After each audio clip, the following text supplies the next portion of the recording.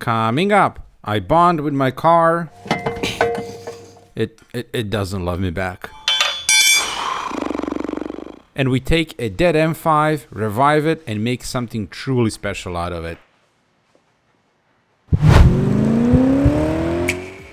Welcome to the third and final chapter of Project Fresno. I bought this one of 1,364 E60 M5s with a 6-speed manual transmission at a salvage auction, sight unseen. Seemingly very clean, one owner, Alpine white M5, but it came with undercarriage damage, aka anything can happen damage, like say a giant hole in the engine. I packed a bag of oil-stained t-shirts and teleported from Frankfurt to San Francisco to Jason Camise's garage with the goal of fixing this V10 M5 in about 4 or 5 days and driving it to Monterey for the car week. The first obstacle was the cracked subframe. The second one was the big one. The engine was stuck. The engine won't turn, and it should turn easily. The Vanos gears got damaged in the accident and were jamming the engine. After replacing the Vanos units, Getting jammed. the rod bearings, improvising with makeshift tools, Scheiße. I need to be quicker. Easy as that. timing the engine with replica tools that I had to beat onto the cams, the indestructible S85 V10 roared back into life. The mighty V10 is alive! I could only let it run for about 1 minute as we have the next obstacle to resolve. I couldn't get any diagnostic tools to talk to the car, which is something we need in order to clear all of the old codes. I did more troubleshooting off camera and tried to get it to work to no avail. The next item I have to check is the OBD port itself, but I can't access it as I can't open the doors fully on the lift. Therefore, we are proceeding with the suspension now, so we can put the wheels back on and roll it off the lift. Suspension components. Alright, Lemforder arms. Made in Deutschland. Yes, I told Beamer World only send me Lemforder arms if they're made in Germany. And that they are! So OE parts. Ooh, the hood shocks. Finally, we can do that as well. Actually, let's do that now. Once again, a big thank you to Beamer World for supporting and keeping this project on track. Stabilus. Finally. Everything in the front suspension is worn out, so we're replacing, well, everything.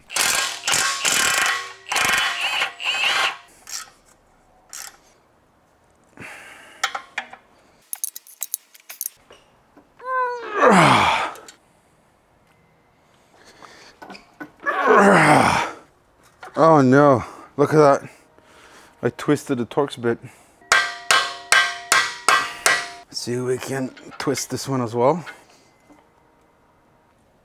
Yep, twisted as well. Okay, Dremel it is. Okay, I found safety googles and a chisel. Yeah!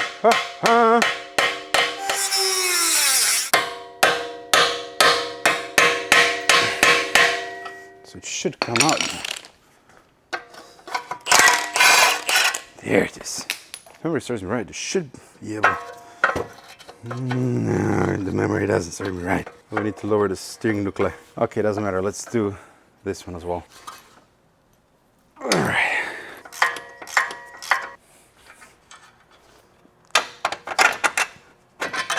Let's remove the entire tie rod.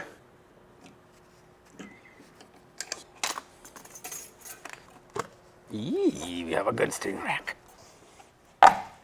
Okay, I can't find a 36 mil wrench, so let's try with these big ass pliers.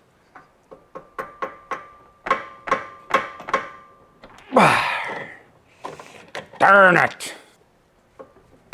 Oh, there we are. Fantastico. Alright. Okay, now we need to copy the length of the old tie rod to the new one. The car will need wheel alignment regardless because we had the subframe out. We're going to replace the shocks and whatnot, but this will be good enough to drive it. The boot.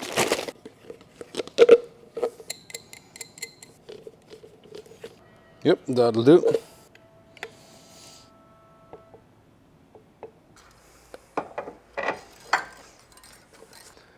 This doesn't take a lot of torque. in any case. So just give it a good twist like that. And that is it. Get the boot in. The boot.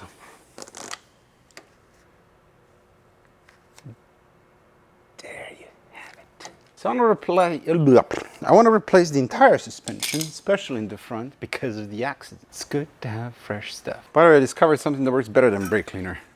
This parts cleaner and degreaser. It dissolves oil a bit better. It still smells like poison. Okay. New lower control arm.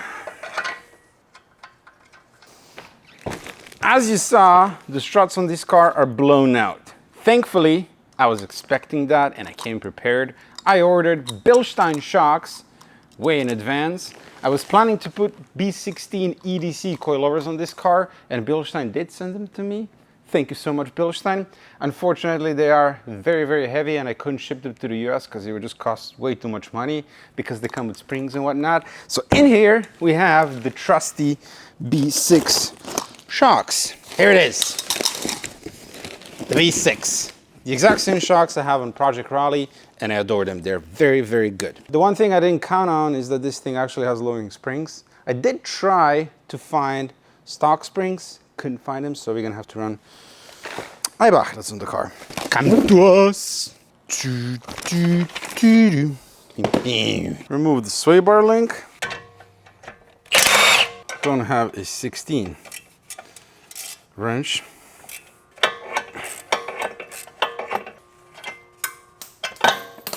Unhook all of the cables, including the brake line.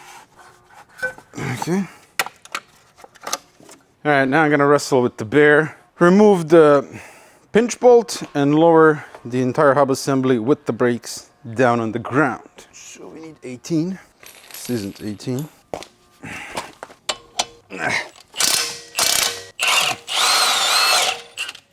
Yeah. Pinch bolt removed. Now I need to spread the steering knuckle, which is a bit of a problem because I don't have what to spread it. Oh, I don't know. Knuckle spreader. Let's try a screwdriver. Ooh. Yes, that indeed worked.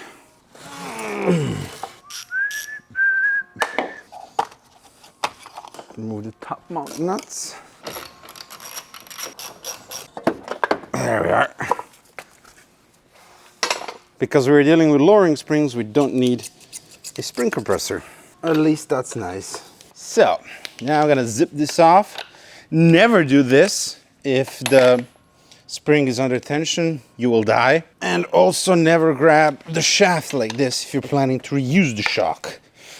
We know this one is kaput, so there we are.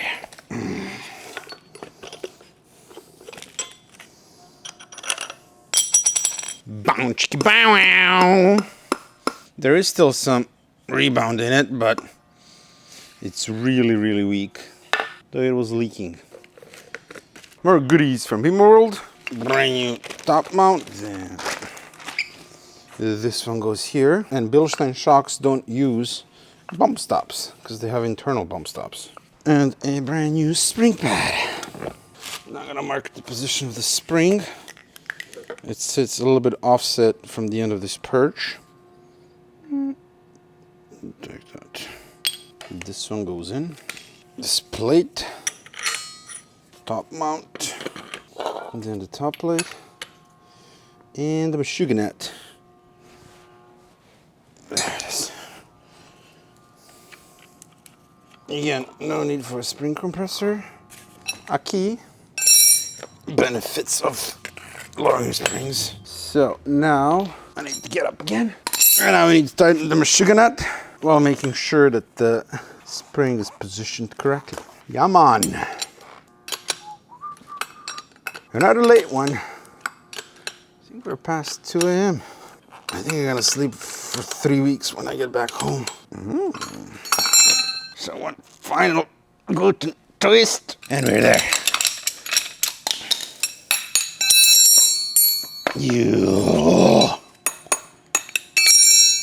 Und jetzt You have left and right side.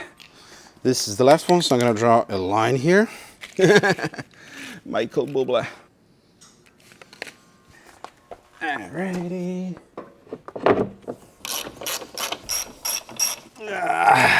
Now the tricky bit.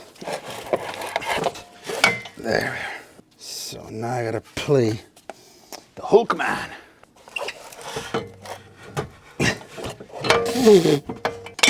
Ah, shit.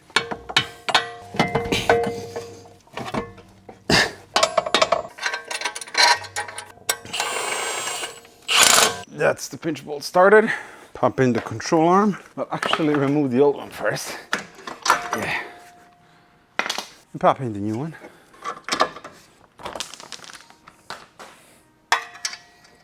Hugh Jackman.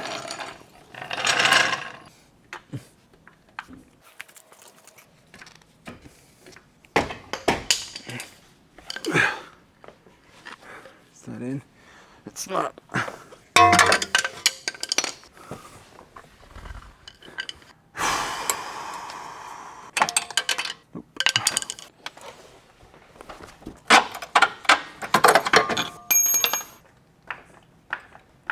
This is unbelievable, dude. That's what happens when you don't have a f***ing spreader there.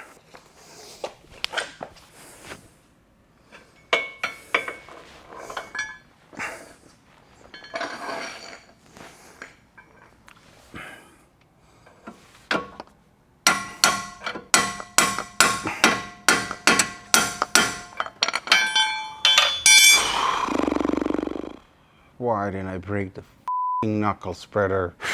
I have one at home from Hazard. It's beautiful. Now I gotta deal with this shit.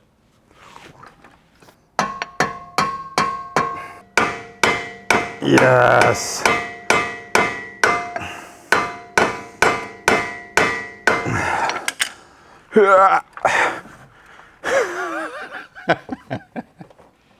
I cannot believe that worked.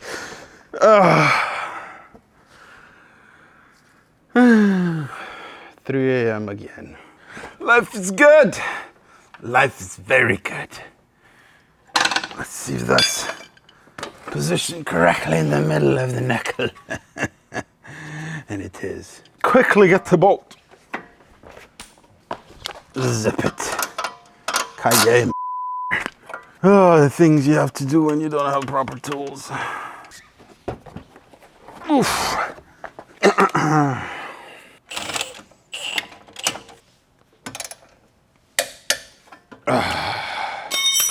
Release the Hugh Jackman. Now I'm gonna route and zip tie the EDC cable. So here's the cable that I routed for the EDC. All right, I'm gonna call it a night. It's 3 a.m. again. I'm done. Need to get some sleep. 165 Newton meters for the bala joints.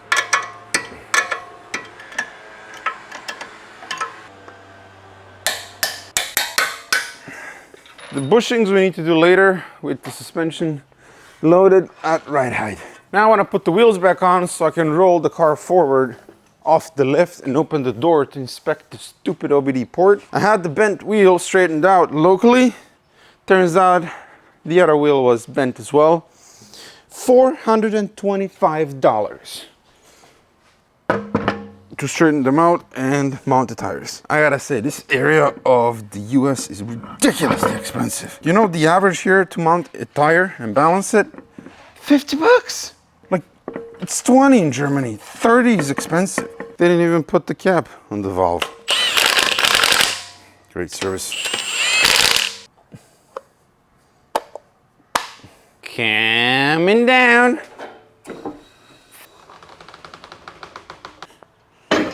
It is down. It is free. All right, let's roll it forward. Cool, now I can open the doors and inspect the OBD. Settle, ride height, settle. Actually, that's about perfect, that ride height. with Eibach springs. My man, Oli from OE Motors, just came through. I told him about the issue that I was having, that I can't connect a computer to the car, like all of the modules won't communicate with anything. And he was right off the bat, you have bent pins in the OBD port. And that's what it was. Just use this pick tool to kind of push them together. And the freaking diagnostic tool finally connected. Thank you, Oli! Yes! So now we can finally start it. Okay, first things first, I need to remove the fuel map and send it to another friend in Germany so he can do mapping, you know, and then we can replace the fuel injectors. Short mounts, 34 millimeters. The stock fuel injectors are known to get stuck open suddenly, and when that happens, it'll wash out the cylinders and lock up the engine with catastrophic consequences. Now I'm gonna use compressed and blow out around the fuel injectors.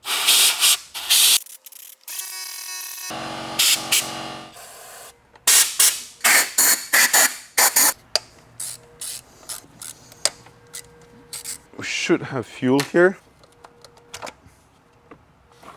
Pull them out one by one. Yep. Fuel doesn't smell terrible.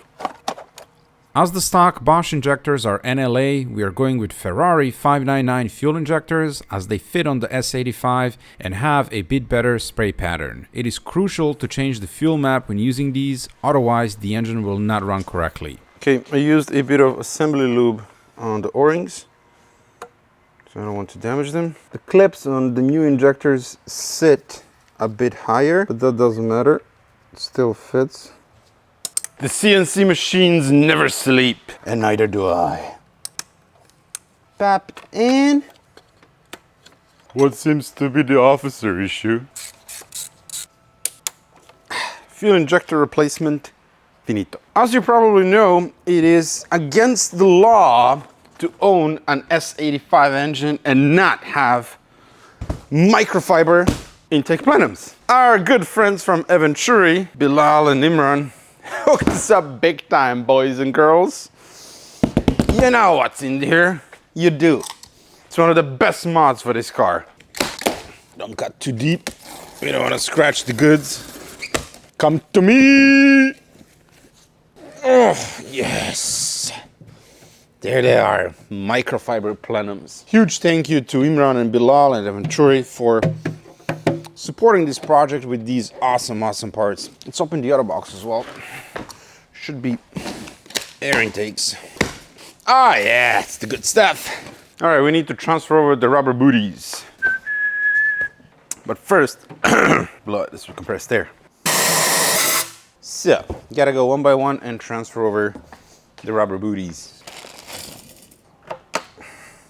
All right, so gotta position this correctly.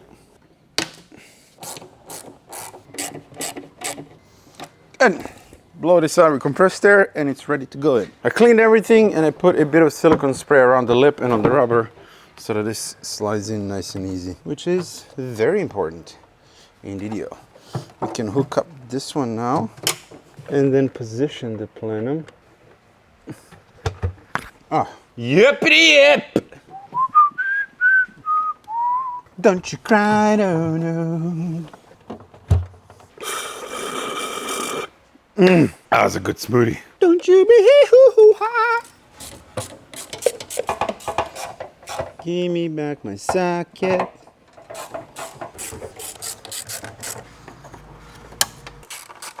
Heavy ant spin. All right, fire in the hole. You hopping in? Yeah.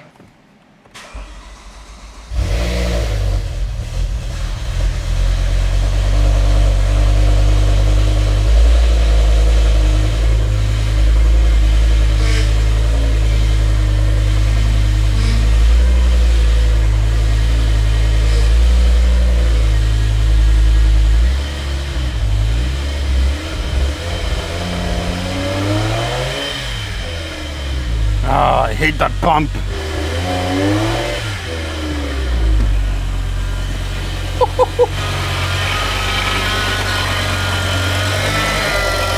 Stop whining. Every time with these power steering pumps. Every single time, same story. No check engine light. It's smoothed out.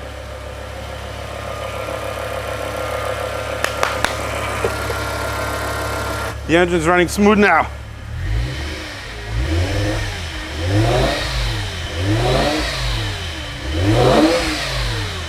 Okay, let me kill it for a second.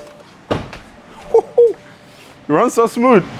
No check under the line. No, nothing. Only the airbag and tire pressure. It just sounds like it's dying. Okay, I actually want to warm it up a little bit so I can drain the oil.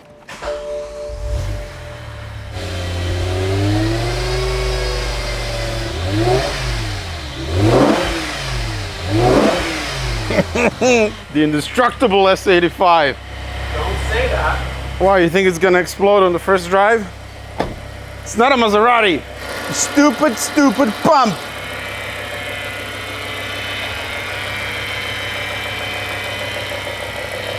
Can't believe it runs this good. No lights, nothing. No lights is amazing because they came from the factory with a check engine light on. All right, it's coming up to temp. Almost up to temp.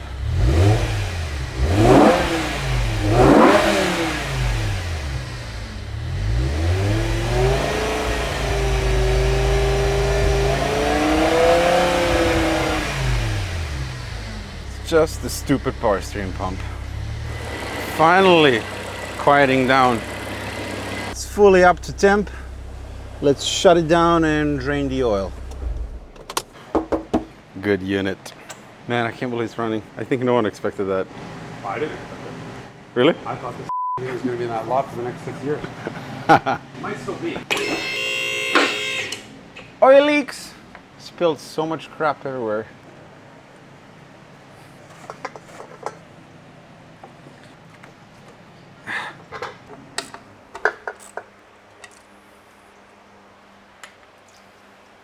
The sway bar goes back in with new bushings and a new left bracket. All right. New sway bar links. Original parts.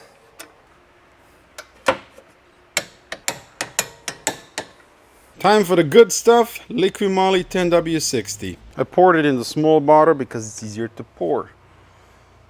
That one is really big, 20 liters. Yes. Brand new cap. All right, let's get it going again.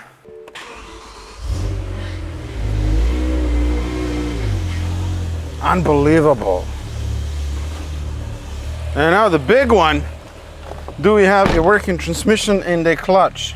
Engage the first. Yeah, we do. Reverse. Oh yes, and the clutch feels great. Okay, let's settle the suspension. Then we can measure the ride height and torque the bushings. Now we're gonna measure the ride height so we can torque the bushings at ride height. So we're gonna measure from the edge of the fender liner until the bottom lip of the wheel there. And this is feet and inches, which means absolutely nothing to me. Just numbers. 24.5 to what? 24.8 inches? I don't know. They're numbers, so we'll work off of that. Gonna use this hoist to jack up the wheel to ride height, and I have the brakes engaged so the wheel can't move.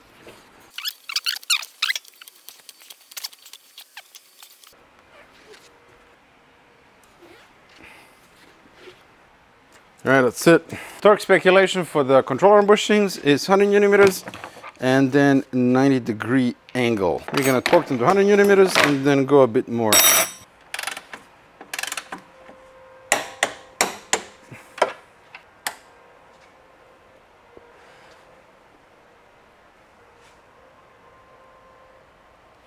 Very good.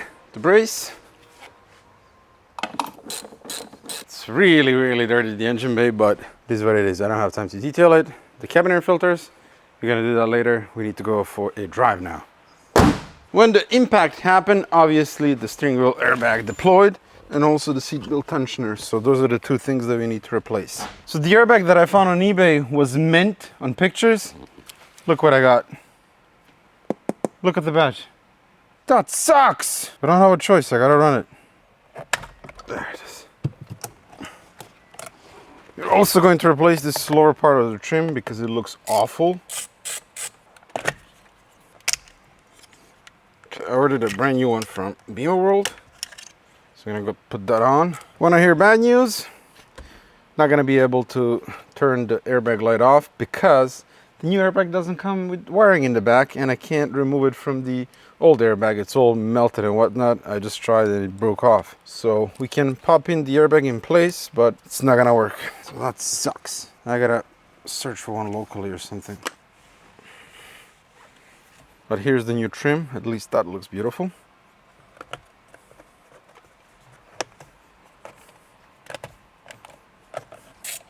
So we can just pop it into place. It's disgustingly dirty as well and dented.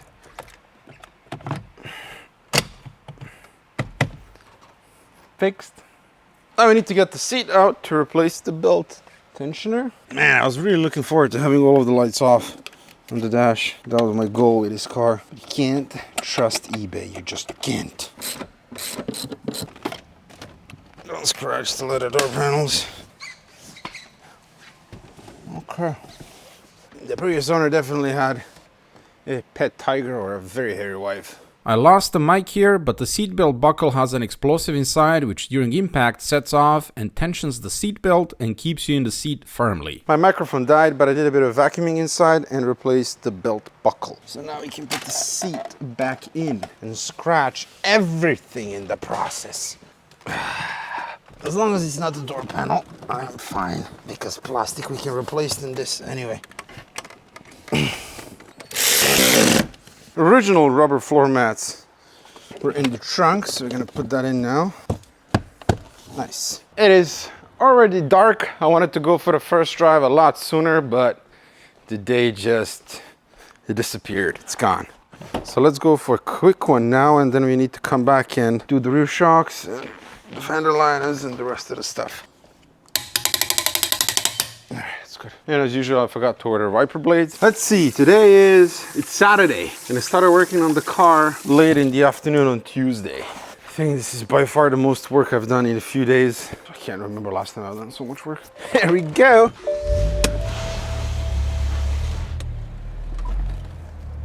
Ha! It is out under its own steam. Let's go straight to the gas station, get some fresh fuel, because I don't know how long this car has been sitting. We have half a tank, so if we can fill it up with fresh fuel, that should be helpful. But this feels just like home. Immediately comfortable. Let's see if the AC is working. The compressor did kick in. Off we go. Cannot believe that I'm finally driving this thing. So for the vanos bleeding, I'm not gonna use ISTA right now because it's gonna take forever. Talked to a friend and he says don't even bother using this stuff. Just drive the car. It'll self-bleed and it's faster.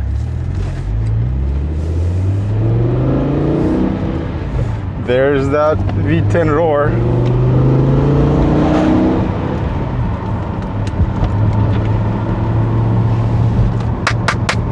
Oh, I'm so happy.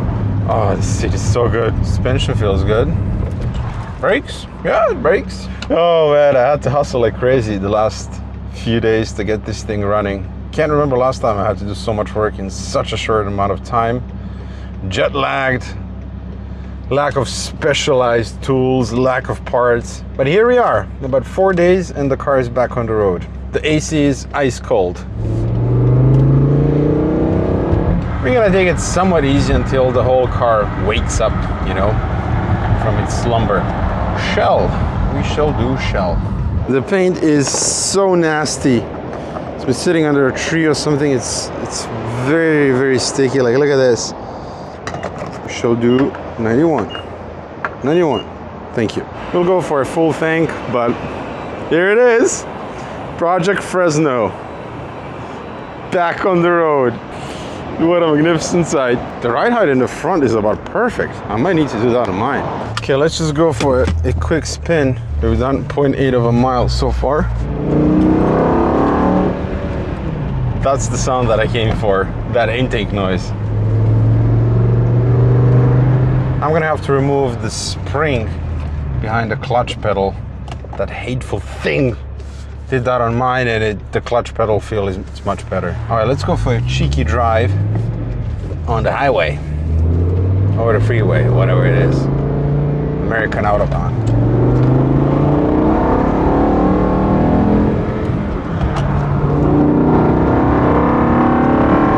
Yes! That's why I traveled so far to hear that V10 induction noise. Fifth, easy. Sixth, yep. Cruising. Steering wheel doesn't shake. It's tracking actually pretty decently. It'll need a wheel alignment, but man, it is sharper than a toenail. And we still need to do the rear shocks. Oh, this is going to be one comfortable drive to Monterey.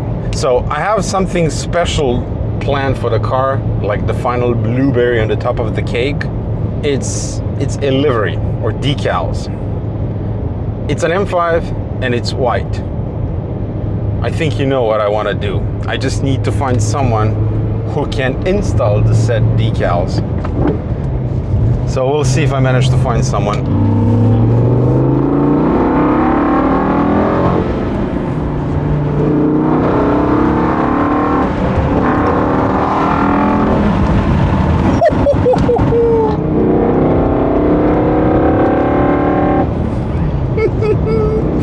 And by the way, there is no break-in period for the rod bearings. If someone tells you that there is, they don't know what they're talking about. The rod bearings are never touching the crank. If they touch the crank, that's when happens what happened to the Maserati. You get a spun bearing. Speaking of Maserati, this car drives so much nicer. Oh, this feels so good. All right, back to the Jason's dojo to replace the rear shocks.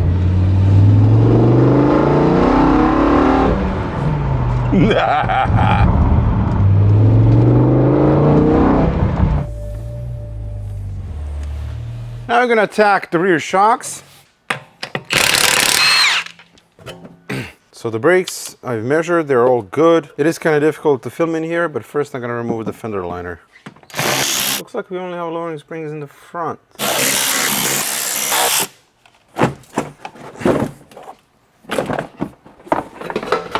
Go in the trunk of the automobile. We need to remove this and this to get to the top mount.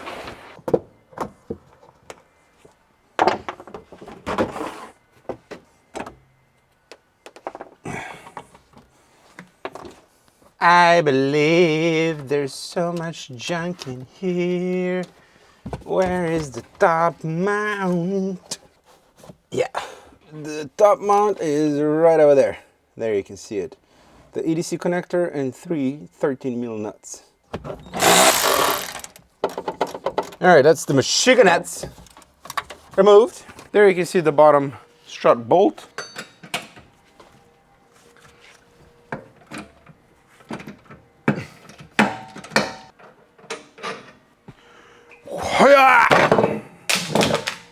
It is out. Yeah, it looks like the car only has the lowering springs in the front, which I can understand because it has that factory rake where the front end is higher than the rear, which is super annoying. So the previous guy was probably trying to address that. The spring compressor kit that I bought. Yes, we can use these. This is the one on which you're not supposed to use an impact gun. And guess what I'm gonna use? An impact gun. If this breaks, just make sure this is pointing towards the garage door. That's open, so you can kill a passerby. Let's try it like this. I'll go slowly.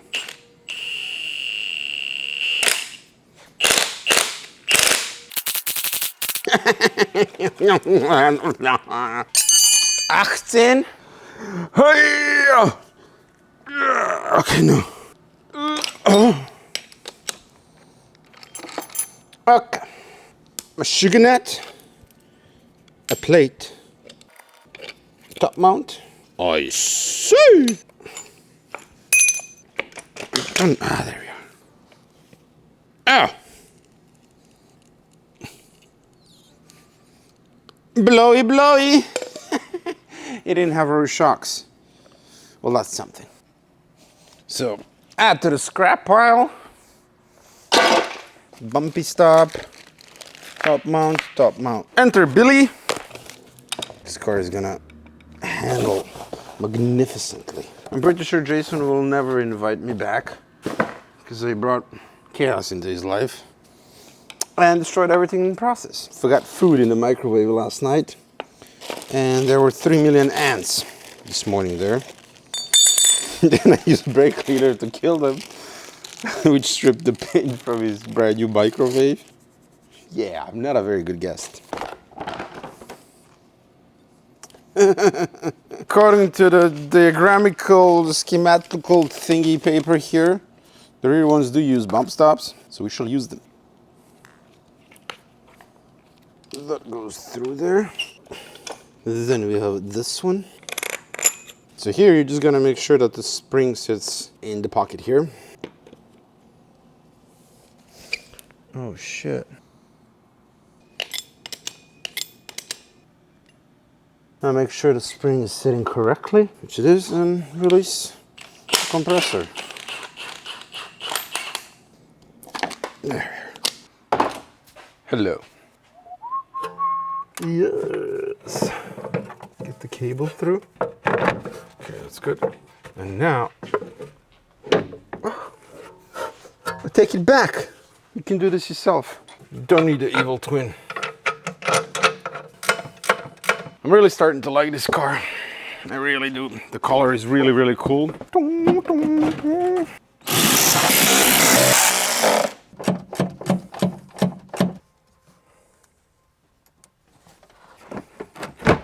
We are installing wheel spacers. We just have to. Otherwise it looks ridiculous without them. The wheel sits so far in, it's so ugly. I can't stand it. So wheel spacers it is. 15 in the back, 10 in the front. But forged wheel spacers, and also we have longer bolts. I loaded the suspension, and now I'm gonna torque the shock bolt. As you saw, both of the fender liners are missing. I believe when the car hit wherever it hit, it took the under tray and it pulled the fender liners together with the under tray because they are connected with bolts to the under tray, and plastic of the under tray is actually slightly thicker than the fender liners. So it pulled all of the clips and stuff, and I can see actually old bolts in here. And I ordered brand new fender liners from Bima World. All of the clips, bolts, all of it is brand new. So we are going to make this look like it never happened. Because I hate when trim is missing, especially something as essential as a fender liner. So here's a brand new fender liner. These were very expensive used, so I ended up getting new ones from Bima World because it made more sense. And don't worry, we will polish this mark here. Right now I'm replacing the bracket to which the under tray bolts to, the aluminum ones. Both of them are bent up. Fortunately, only one side is available from BMW. The other one is in LA. So here's the bent piece of aluminum, and here's one that's not bent. This literally was just undercarriage damage and engine damage. One thing that we're going to do is readjust the bumper fitment here, because when it pulled fender liner, it pulled the bumper out slightly, which is no good. 3 screws here, pops right into place. In goes the fender liner.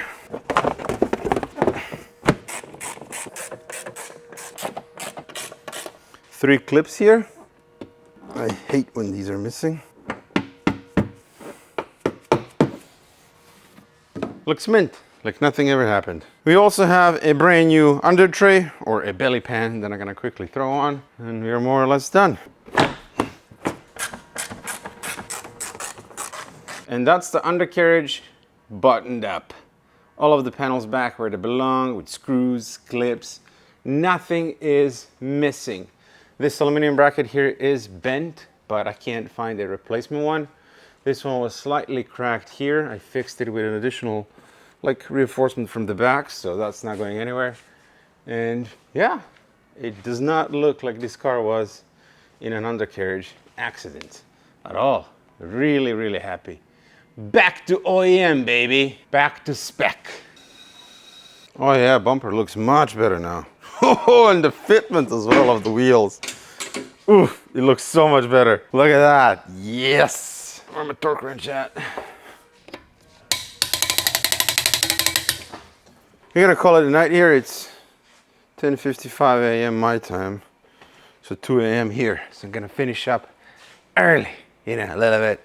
I need more sleep. I've been running on not many hours of sleep.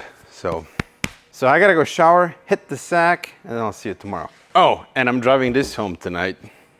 Good morning. Keep slamming the doors. Keep forgetting that this car actually has soft close.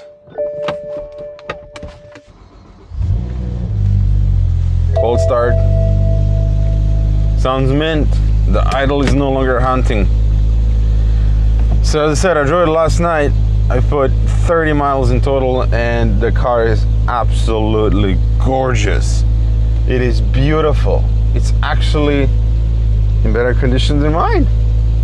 It is, than Project Raleigh, because this has less miles and you can feel it. Anyway, the plan for today is to go to AutoZone, get some windshield washer fluid. So my priority today is to do delivery. I can't find anyone for the life of me. This area is extremely expensive, and I'm trying not to break the bank with this car because I already done that, and I'm trying not to dig a deeper hole, but we'll see if I can find someone.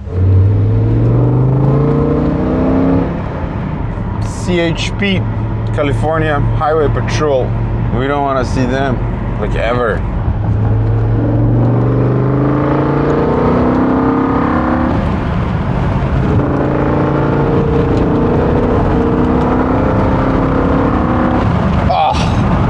So we do have a slight issue.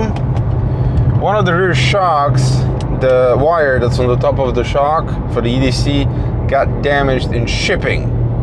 And I thought it would be fine because it looked like a scrape or something. But as soon as I left the shop last night, I got the EDC error, and basically there's a short between those two wires. And as soon as it sees a short, it throws a code. And then all of the shocks go into the stiffest settings. I'm gonna try tomorrow to see if Bill maybe can order a replacement Bilstein shock for the rear left that I could swap in. Weirdly enough, they had wiper blades in stock for the E60 M5. Got windshield washer fluid. So I just talked to Bill and he ordered me a replacement Bilstein shock for the rear that's gonna come tomorrow. Windshield washer fluid.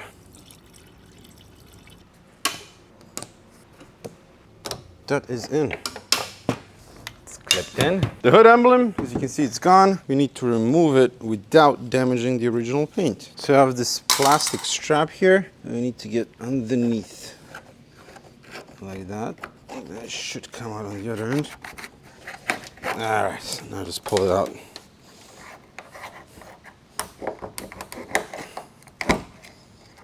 That's how you do that without damaging the paint on the hood.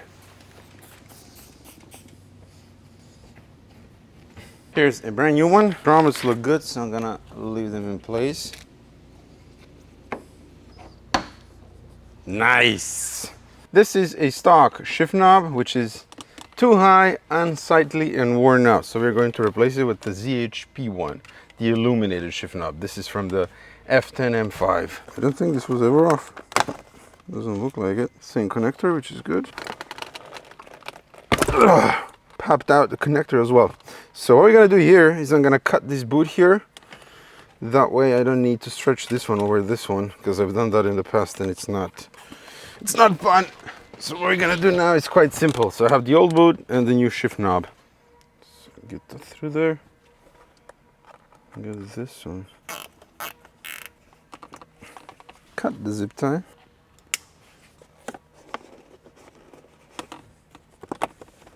So find the spot, that the one, and that's it. Beautiful, isn't it? Much better. I think we're done. Just need to do delivery now. As per the recipe, once we are done with the mechanical stuff, we can proceed with cleaning the vehicle. This car hasn't been washed probably since the accident took place 9 months ago. There was a thick layer of dirt on the paint and I was anxious to get it off and see how well the car cleans up. That'll do. It's coming off already.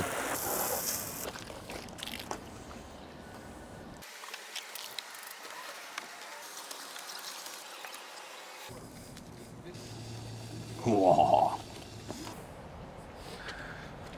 It cleaned up unbelievably well. I mean, it needs a full detail, paint correction, clay bar, all that good stuff, but I believe it's all original paint except for the bumper. I know that's been painted, but everything else, man, oh man. What a gorgeous car.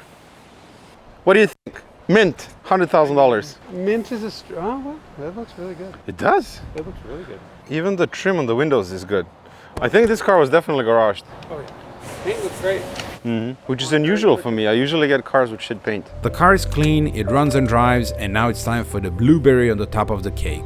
The livery. I ended up getting a few quotes from shops for installation, but as everything is expensive in this part of California, they were out of my budget. This entire road trip has been very costly and I had to say where I could, so in the spirit of the channel, we are going to do it ourselves. We gathered a few friends and decided to give it a go. The moment I won this car at the auction, I knew what had to be done. It's an Alpine White M5, which can only mean one thing: the Ring Taxi. If you're not familiar with the Ring Taxi, you might be familiar with a racetrack called Nürburgring in Germany. Say you want to visit and experience the track at the limit, experience the four-door super sedan at the limit, but you're not a racing driver. Well, you could do so by jumping in the white M5, driven by a pro driver that will take you for a hot lap around the ring. Hence the name Ring Taxi. This tradition started with the very first M5, the E28, followed by the E34 M5, E39 M5, E60 M5, then F10 M5, and lastly F90 M5. There was one driver who stood out from the pack, known for her lovable and fun personality, incredible driving skills, a person who literally grew up on this track, and the only female winner of the 24 Hours of the Nürburgring, Sabine Schmitz. She piloted the E34 M5, E39 M5, and finally the E60 M5 Ring Taxi. With Sabine behind the wheel, you were guaranteed an unforgettable time around the ring. This is her in action in the E60 M5.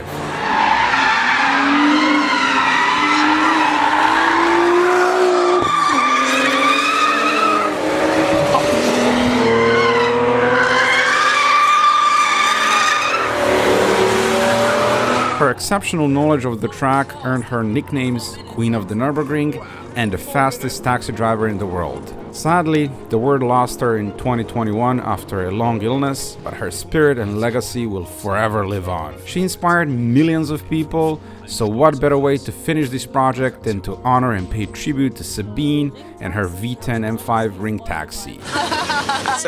With that said, I want to give a big thank you to Sabine's family, to whom I reached out, for being on board with this idea. This concrete circuit together, I've got the left record on the Nordschleife.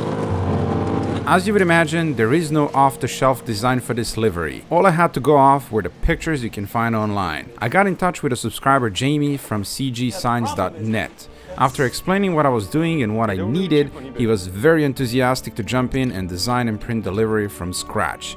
My goal was not to make a one-to-one copy of the original car, but to put my own touch to it, so to speak. The signature livery on the sides, rear bumper and front windshield, I wanted to be as close as possible to the original.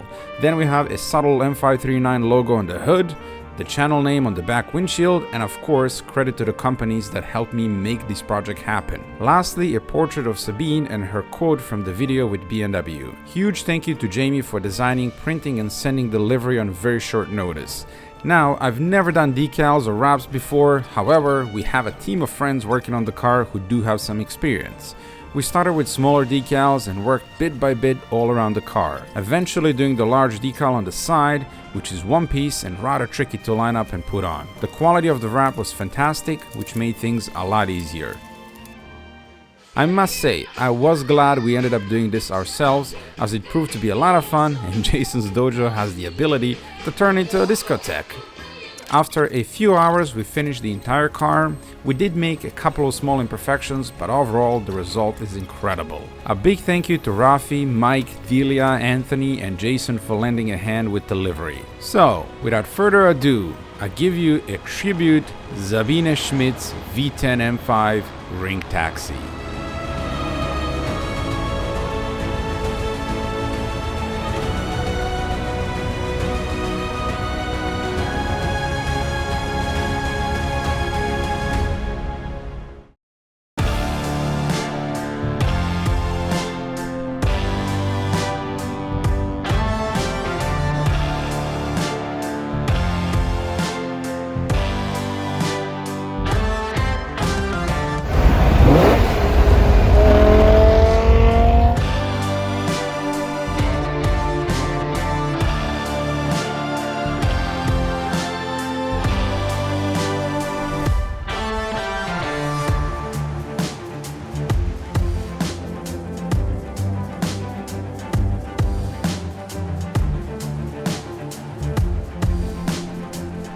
I don't know, it's my home, my living room, the M5, and it's really fun to drive.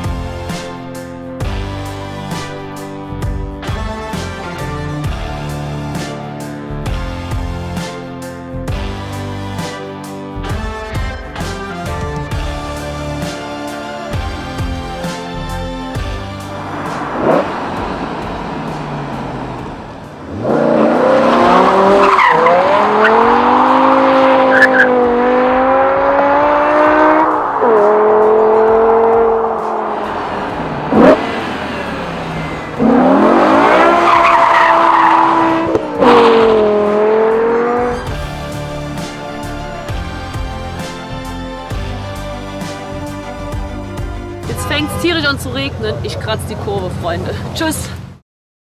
Guten Morgen. There she is.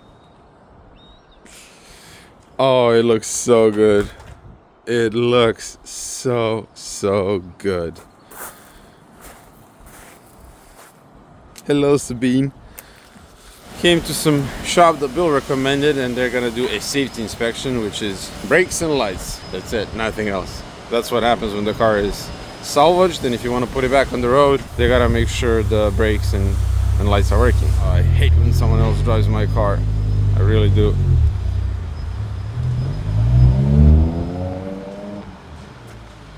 Look at that, they're using Benpack as well. Alright, well that is happening. Let's go get a sandwich. Anyone want a sandwich? A sourdough sandwich. You're gonna get that in Europe. That sounds good. The inspection is done, and it passed. And it's a very stupid and simple inspection. All they do is check that you have working lights and brakes, and the way they check the brakes is they just drives here and he brakes, and that's it. There's no machine like like we have in Germany. Anyway, that's that. Now we need to smog this vehicle, and the guy told me the intakes are going to be a problem because California. Didn't know that. I mean, I used to live here in 2016. They didn't look at anything back then. It was just plug in the OBD scanner, make sure there are no codes, and you're good to go. Just got back from the DMV where we spent 15 hours waiting in the line. I'm not kidding, it took forever. But the car is registered in my name. It's officially mine and road legal. Didn't get the title yet because we didn't pass smog. Need one more monitor to reset, and to do that we need a cold start and to let it idle in the spot, whatever, to reset the stupid secondary air nonsense. So we are going to do two last things now. Change the oil because I have leftover oil and just want to flush the engine one more time, and change the shock that has bad wiring. This is the one that Bill ordered for me. And after that, we are ready to hit the road. Tomorrow we are driving to Monterey for the start of the car week, which is really exciting.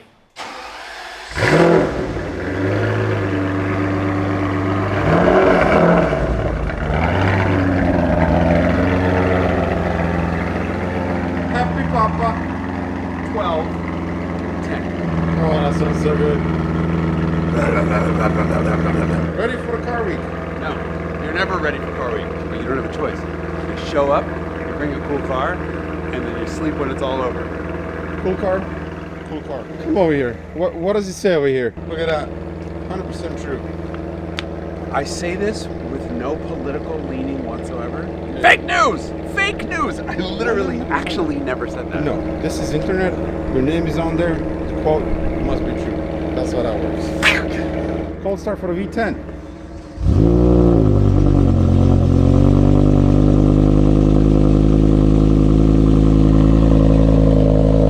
What did the judges say?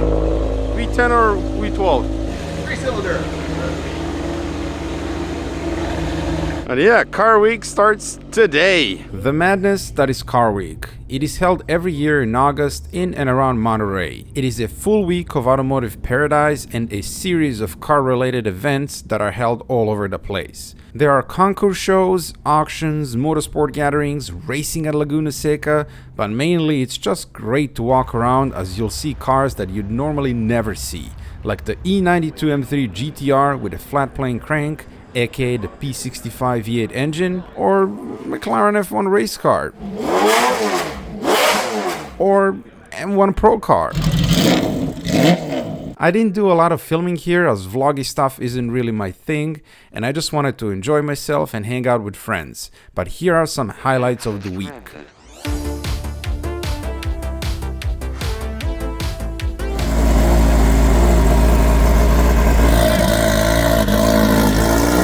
So there's one E60 M5 6-speed manual.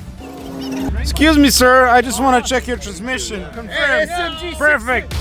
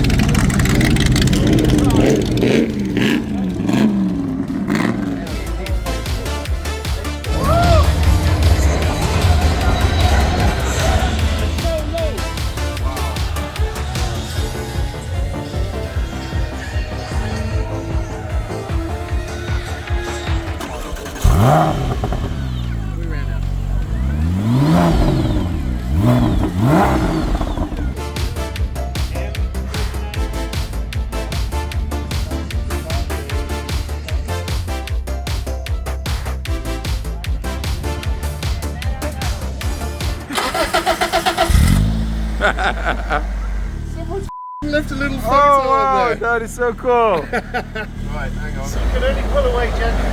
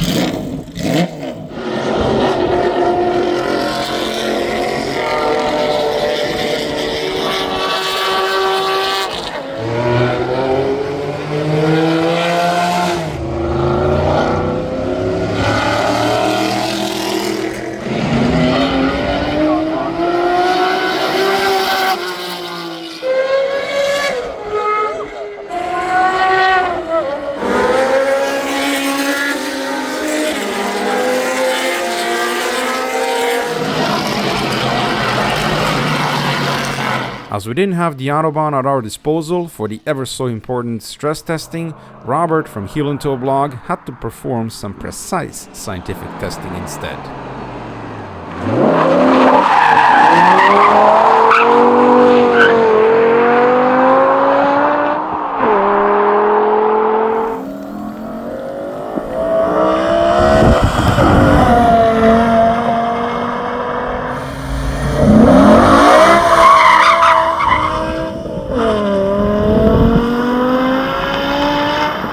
met another fellow YouTuber, Josh, who rescued an E34 M5 with a whopping 330,000 miles.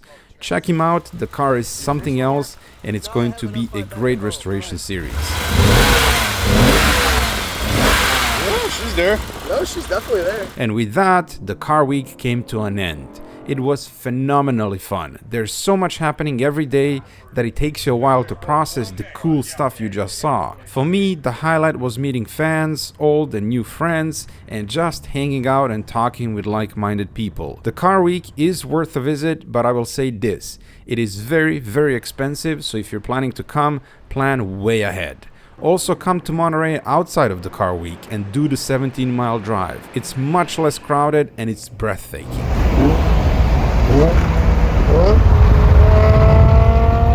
The last thing to do to get rid of all of the lights on the dash is to replace the airbag. I found one in LA that doesn't have a dented badge here and has wiring and connectors on the back. And Rob from Heel and Toe blog picked it up on his way to Monterey. Thank you, Rob. So let's swap it in and clear all of the codes. All right, plugged in. See if the horn is working. Good. Let's clear the codes. Erase faulty codes. No fault codes. Started, just make sure everything's gone. There you go. No more lights on the dash. Beautiful.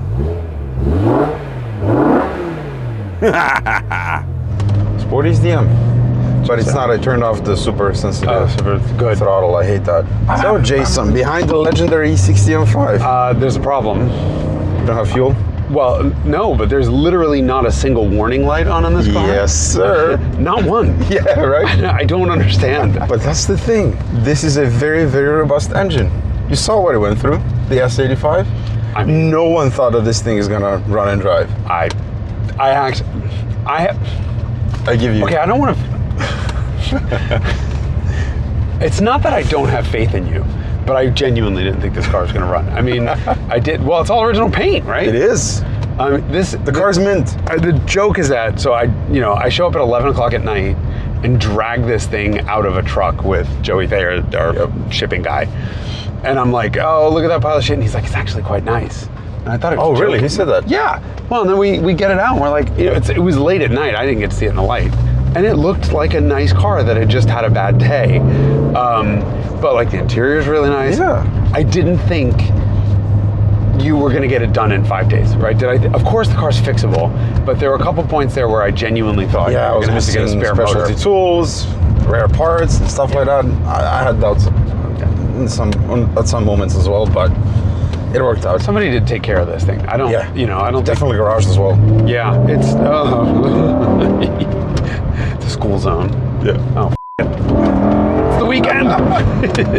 The idea of you coming in and fixing a car and then taking it to Car Week was a really good one because you came up with that. I did, but I wanted because I wanted you to go to Car Week, and I thought, okay, well, you need to combine that with a real business thing, right? Car Week is a business thing for you as a creator. You're going to meet people and talk to people, of course. But to be able to resurrect a car, never did I think it would be something like this that had gone through something like it did. Yeah. But I really don't think, this is one of those times where this car should not have a salvage title because it had a little ding, and that's it. Like, the body's perfect. The paint is fantastic. Like, we didn't even clean it. No. You hosed it off. Exactly. Didn't even wash it properly. Yeah, and it's beautiful.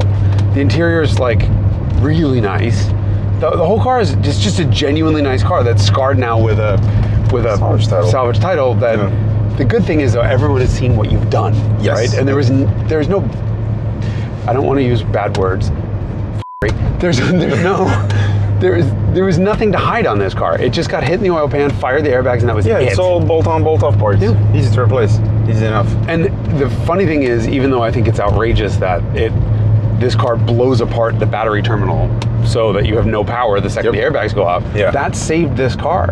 It did. It saved the engine. Because it was immediately shut down. Mm-hmm. Okay, the guy could have, driven a little bit longer in gear or whatever, but you're talking a couple seconds under no load. So there's no way that the engine got damaged from that impact. That's the main reason why I bought it, because I knew the battery safety terminal was going to pop. Boom, cuts the power to the engine. And done. Engine's protected. Yeah. And you were right. I mean, an engine is mint. It really is. after everything I went through, I timed the thing with cheap Chinese replica tools that I had to beat on with a freaking wrench. And it's still fine. I mean, I can't believe you got any of the parts that we got. I mean, the fact that like everything was 2 hours away, and you know, you found people to deliver. The whole thing's nuts. Yeah, it's. Well, we're filming this now, and I'm gonna edit next week once I'm back home because I fly out today.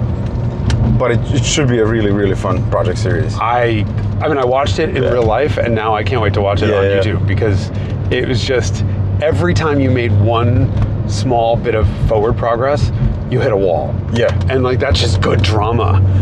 You know, if I had to write that script, that's exactly how it would have been. Like, oh, everything's great, the rod bearings are great, the engine doesn't turn, shit.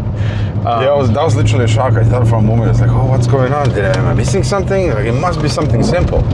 Yeah. Look at it dance, how it dances, huh? No body roll at all on this thing. So it sounds really good. Sounds really good.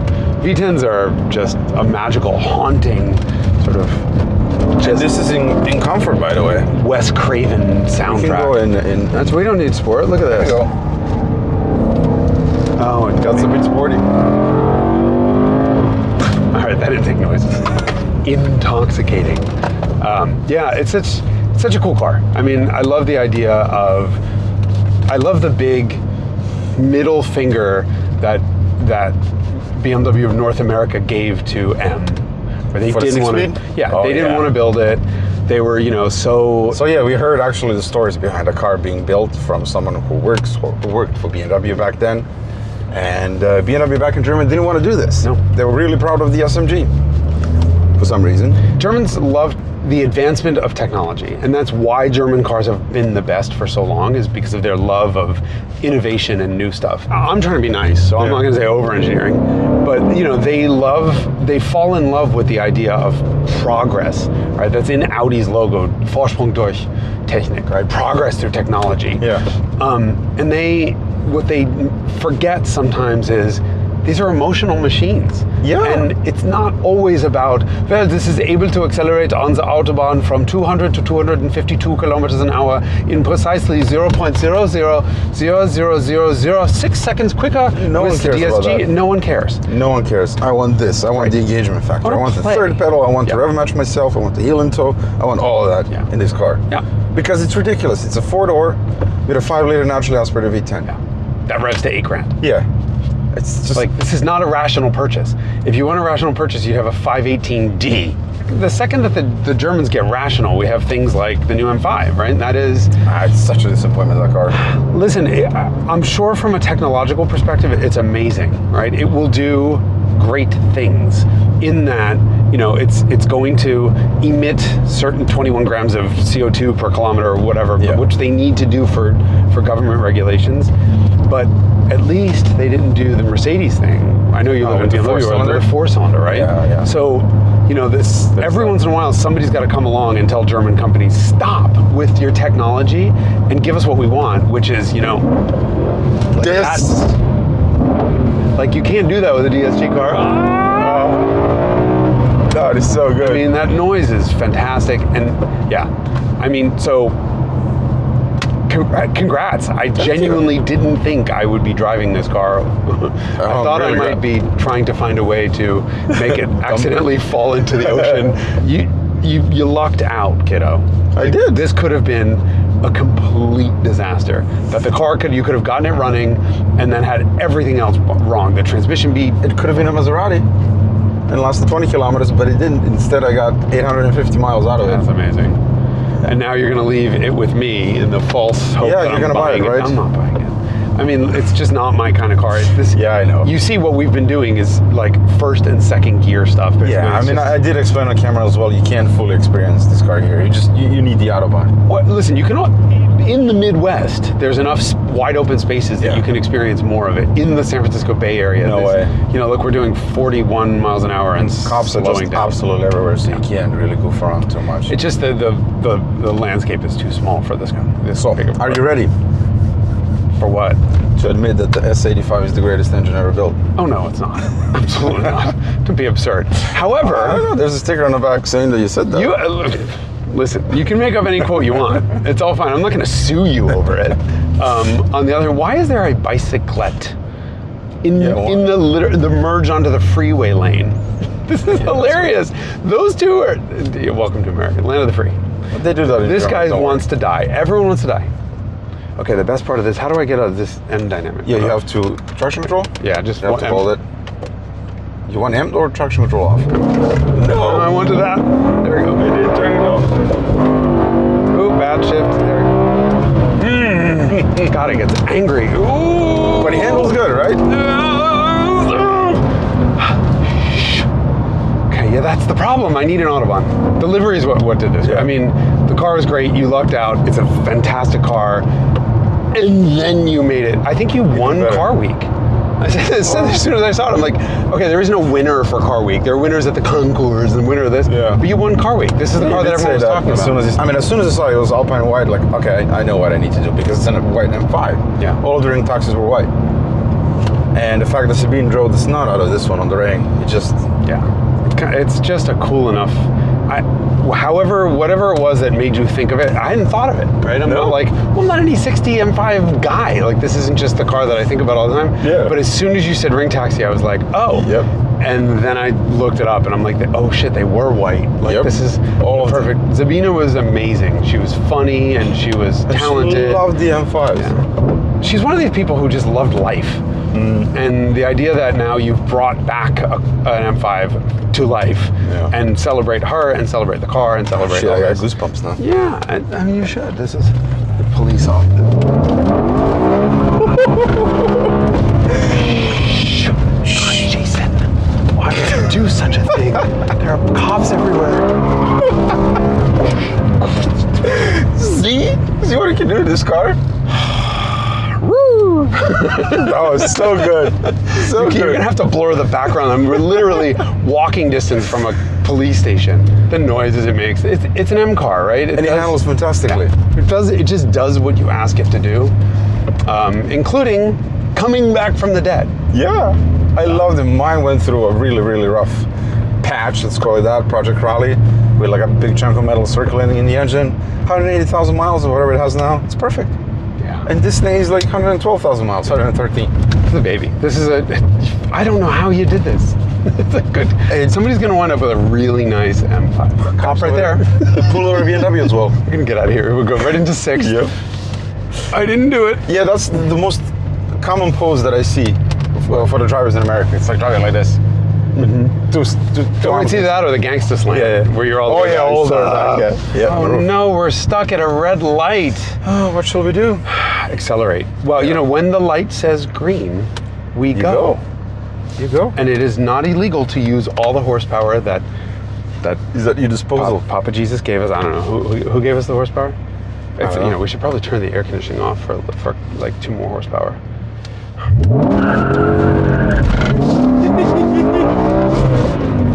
His tires are a little louder than I thought. Hi! Bikers looking. Yep, all right. I'm going to end this video before we both go to jail. Before we go to jail, I got to thank you for everything. The hospitality was just out of this world. Honestly, what I put you through, your shop, gazillion boxes at your house. Thank you so much for that. I made friends with the UPS guy, the FedEx guy, the DHL guy, the USPS guy. No, come back and do another car. This is, I want you to experience how miserable it is to get parts. You want me to do that? I do. You know, do something even more stupid. But how do you top this? How do you top this car? That's the thing. Have BMW send over the goldfish. Oh, that would be cool. Hey, classic. Send them the goldfish. Get it running. No, they do that one in Germany because you can't get any parts here. Yeah, but despite everything, we got a lot of parts here, and yes, somehow you did it. Congrats. Thank you. Make millions on the sale of this car. Everyone buy this car for $1 billion. It's worth it, because they're never gonna make this again. Never, ever. No, I just need you to make enough money on this car that you do this again, because this is fun. Yeah. All right, I'm gonna do a big, huge burnt. No, we're done. And here we are, end of the journey with Project Fresno. What an adventure this has been. It's, you know, I took a big risk with this car when I bought it, but I had a really, really good gut feeling about this car, and it has never let me down. And he was right yet again. This is a very special and extraordinary example of the E60 M5. Not only is it a 6-speed manual, it's Alpine white. I don't know the exact number out of my head right now. And here's the fun fact, it's in better condition than Project Raleigh, the one that I have back home. Because this is a one-owner car, it was garage kept. It just feels tighter. It has less miles, 113,000. Project Raleigh is at 160, 170,000 miles.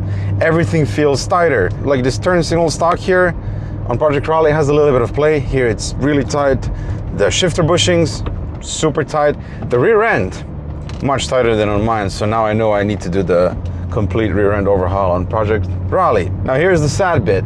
I really, really want to keep this car because it is so special, especially with the livery and Sabine tribute on the back. It looks magnificent. People would flip out about this thing back home in Germany. But I can't keep another one. I don't need two of them. And there's no way in hell I can sell Project Raleigh. I'm way too emotionally attached to that car. It's one of the biggest projects we've done on the channel. I adore it. So yeah, I'm heading to the airport in about, actually 1 hour. I'm flying back home. Thank you so much for watching and making this possible. I mean, buying this car completely sight unseen, not knowing anything about it, flying out whatever 1,000 miles, doing all of the work in 5 days, driving it to Car Week. I got goosebumps. The biggest goosebumps that I got is when we put the livery on, and with the Sabine on the sides of the car. I'm getting goosebumps again. It just looks epic. And I can't thank Jason enough for making this possible. I mean, I've literally brought chaos into his life. I destroyed his warehouse. It's so dirty, there's garbage everywhere. So the fact that he just put up with all of my crap, is an incredible guy, really is. Huge, huge soul, that guy. So thank you, Jason, and to all of the friends in California, all of the guys that helped with delivery, thank you so much. I really appreciate that. We built an incredible community, you know. That's why I say, I mean, my audience, it's just incredible. Thank you so much. This is what I always say, BMW community, one of the best communities in the world. The way we connect with each other, the interaction, you know, sharing the love and passion for these cars, putting them back on the road, just unbelievable. So I don't know what else to say. It's at this point I'm kind of overwhelmed, exhausted. It's been a long 2 weeks. I worked my ass off to get it running and driving. It was absolutely worth it. I don't care. I'll get some good rest once I'm back home. I'm just really happy that all of this worked out. Honestly, it's one of the nicest cars I've revived and put back on the road. I'm already regretting it, but the car has been sold. It's going to the general manager of BMW Spokane in Washington. Chris has been following the channel since pretty much the beginning, has owned quite a few rare models, and was eager to own Project Fresno, so we quickly struck a deal. You'll be able to see the car in their showroom and being driven around and taken to local car events. A very big thank you goes to OTS from San Francisco for handling the sale of the car. They prepped the car for sale, detailed it, fixed the little things that I didn't have time to do, and dealt with the DMV, as well as taking some really cool photos of the car. Derek and the team are great to work with, and I highly recommend them. Thank you, fellas. Again, thank you so much for watching. I really and truly appreciate it. If you enjoyed this project series, please consider subscribing. I would really appreciate that, and I'll see you in the next one. This is the saddest I've ever been for selling one of my cars. At the end of the road trip, I was standing next to the car for a good couple of minutes, because that's all the time I had before my flight, and I was feeling genuinely very sad for leaving this car behind. I badly wanted to bring it back home, but such is life. You can't keep all of them, and at least I know that the car will be in great hands. And who knows, maybe I reunite with the car one day. I told Chris if he ever decides to sell the car that I'm his first call. For now, bye Project Fresno.